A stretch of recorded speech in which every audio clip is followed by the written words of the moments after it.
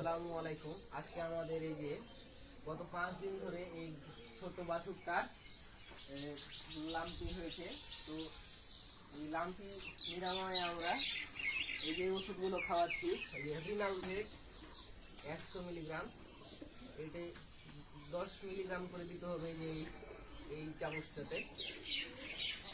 এই zinc S আছে, এটার 50 মিলি দিতে হবে 5 বার। আর এই যে ওষুধগুলো খাওয়াচ্ছি আরপি গ্লুকোজের, এটা 10 গ্রাম দিব।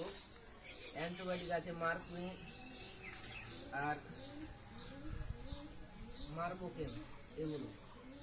তো আপাতত আল্লাহর রহমতে আমাদের এই বাছুরটি কিছুদিনের মধ্যে ওষুধ খাওয়ায় সুস্থ হয়েছে। আর কিছু ঘরোয়া ওষুধও খাওয়াচ্ছি। নিম পাতা 50 গ্রাম, কালো জিরা 50 গ্রাম, 100 গ্রাম খাওয়ার সোডা,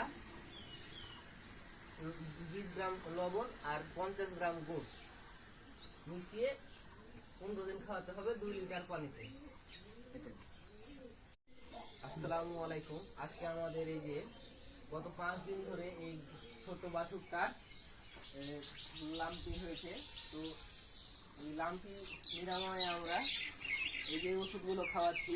রিনালভেট 100 মিলিগ্রাম, এতে 10 মিলিগ্রাম করে দিতে হবে যে এই চামচটাতে।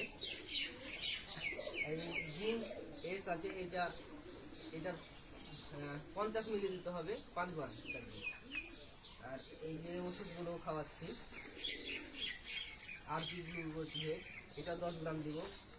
অ্যান্টিবায়োটিক আছে মার্কমি আর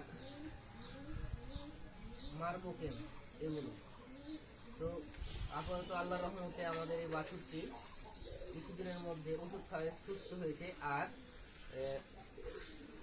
কিছু ঘরোয়া ওষুধও খাওয়াচ্ছি। নিম পাতা 50 গ্রাম, কালো জিরা 50 গ্রাম,